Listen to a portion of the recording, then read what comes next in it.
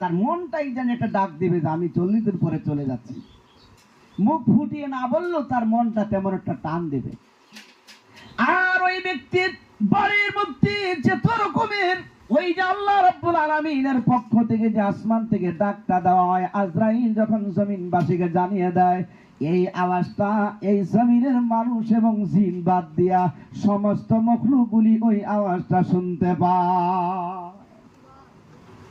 আপনার বাড়ির গরু ছাগল থেকে শুরু করে কুকুর বিড়াল থেকে শুরু করে প্রত্যেকটা মখলুক আওয়াজটা শুনতে পায়।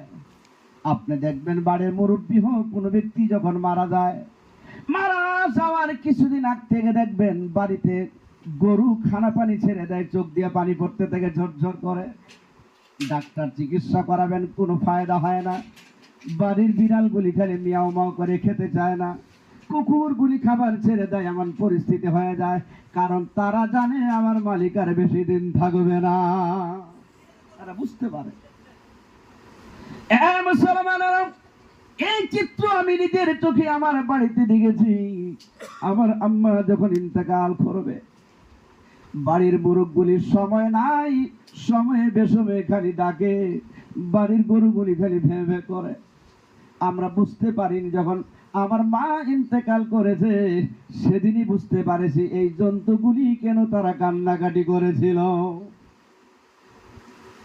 ভাই জানো, এবার ওই ব্যক্তিটার পরিস্থিতি যখন আপনি বুঝতে পারবেন, নেককার মানুষের অবস্থাটা